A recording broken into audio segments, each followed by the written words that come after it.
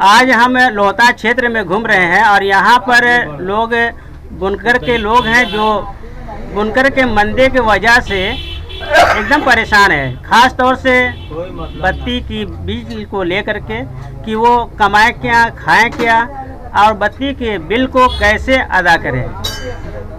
इसी सिलसिले में हम लोग बात कर रहे हैं, यहाँ पर मौजूद है निजाम साहब से और उनसे जानेंगे कि बुनकर के समस्याओं के बारे में थोड़ा वो बताएं। कल जब जिस्म में जान थी तो कोई देखा नहीं, और आज जब रूह निकल गई तो कफन उठा उठा कर देख रहे हैं। खत के छोटे से तरासे में नहीं आएंगे भाई, गम ज्यादा है आपके ये लिफाफे में नहीं आएंगे। मुख्तसर वक्त में ये बात नहीं हो सकती जनाब, दर्द इतने हैं कि खुलासे में नहीं आएंगे।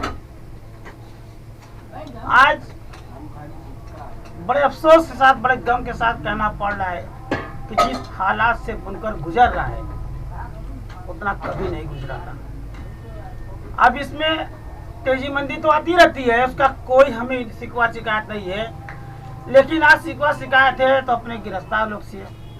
जो गिरफ्तार पहले सिर्फ बाहर बिनवाते थे, आज वो अपने घर पर भी लूम लगवा लिया है। और हम लोग को कहता है हरदम मेले बदलो, मेले बदलो, मेले बदलो। हरदम हमसे कहता है कि मेल बदलो।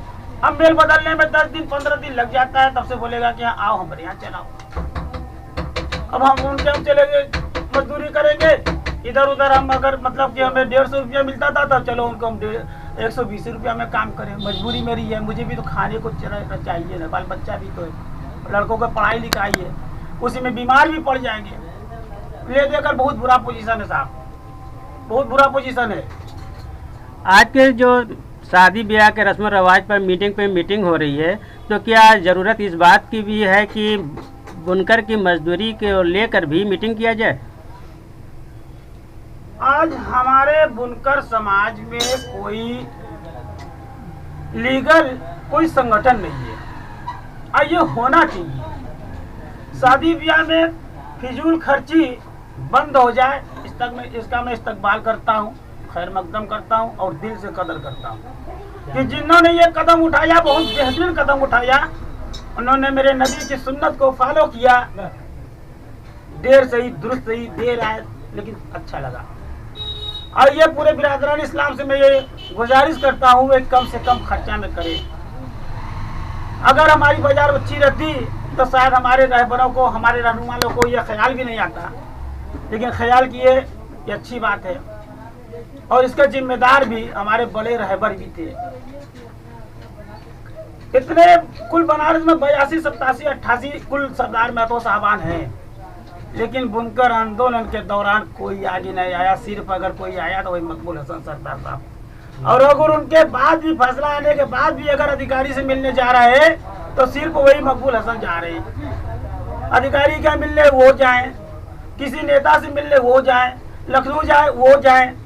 तो भैया ये हर सरदार महतो साहब का न कर्तव्य बनता है कि आप भी बुनकरों की लड़ाई लड़िए। आप बुनकर बिरादरान तंजीम के सरदार महतो साहब है, तो बुनकरों की हालात का जायजा आपको कायदे से लेना चाहिए। जहां जरूरत हो एमडी से तो आप एमडी से जाइए मिलिए, जहां जरूरत हो तो आप जाइए अधिकारी लोग से मिलिए, जहां जरूरत हो आप अपना पूरा उसमें सहयोग दीजिए। एक तो हम लोग ये बाबा जी जो सरकार है इसको खाली पैसा चाहिए। इस सरकार को खाली पैसा, चाहे जहाँ से नोच के चोट के गरीब से चाहे जैसे, उसको खाली पैसा ही चाहिए। तो हम लोग की लड़ाई लड़ने के लिए वाराणसी वस्त्र बुनकर संघ आ गया था, तो हम लोग ये सोचे कि चलो भाई ये लड़ाई अच्छी लड़ेंगे। लेकिन आपको बताएं उनकी भी मुखालिफत ये हमारे रहबर रहनुमा करने लगे। जब लखनऊ में मीटिंग होती रही तो पहले एक जगह बैठा दिया जाता था और फिर नाम बुलाया जाता था कि फलाने फलाने फलाने, अब वहाँ चलिए। जब आखिर में सबका नमूना आवे, सब कटवा दे, इतनी जलन हो गई थी। अरे जिंदगी भर तो आपने रहबरी किया ठीक है, लेकिन आज जब सरकार बदल गई है तो जहाँ आपकी बात लागू हो, जिसके मार्फत लागू हो, जरूरत पड़ने पर गधा को भी बाप कहना पड़ता है। कह देते भैया आपका क्या घट जाता। हम लोग को तो सिर्फ क्वालिटी से मतलब था ना भैया, हम लोग को सुविधा मिले, लेकिन वो भी नहीं हुआ। आज ये अब देखिए हम लोग के एक बात की बड़ी खुशी हुई है कि वाराणसी वस्त्र संघ में एक तो शैलेश सिंह जी है, वे बुनकर सहकारी बुनकर प्रकोष्ठ के प्रमुख हो चुके हैं बनारस के। अब वो मांग उठा रहे हैं कि हम लोग की लूम महीना में 15 दिन 18 दिन से ज्यादा नहीं चलती। हरदम गिरस्त लोग तो मिलवे बदलते हैं, तो हरदम 10 दिन 15 दिन में बंद हो जाता है। कभी जुमा पड़ जाता है, तो अतवार पड़ जाता है, तो शादी है, तो ब्याह है, फलाना है, ढकाना है। तो उनके बाद का हम सब बुनकर लोग से ये गुजारिश करता हूँ कि सब लोग उनके हाँ में हाँ मिलाइए, और वो 2 रुपया 2.5 रुपया 3 रुपया यूनिट के हिसाब से अगर सरकार ले तो हम लोगों को कुछ राहत मिल जाएगी।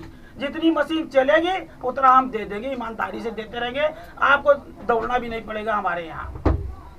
मतलब जो सब्सिडी है वो यूनिट के हिसाब से कर दिया जाए तो बेहतर है। मशीन चलेगा तो देंगे, नहीं चलेगा तो नहीं देंगे। सरकार से भी यही मांग करते हैं, भिवंडी में भी यही है, सूरत में भी यही है, अहमदाबाद में भी यही है, कांजीपुरम में भी यही है, बंगलौर में भी यही है। यही यूनिट के हिसाब से लिया जाता है। मतलब हर जगह यूनिट के हिसाब से है, बनारस में ही सिर्फ फिक्स रेट है। हम भी उत्तर प्रदेश सरकार से ये मांग करते हैं, बड़े आजीजी के साथ हम निवेदन करते हैं आपसे कि आप यूनिट से लीजिए। पूरा बुनकर समाज से गुजारिश करता हूँ, यूनिट से लीजिए। चलिए ठीक है।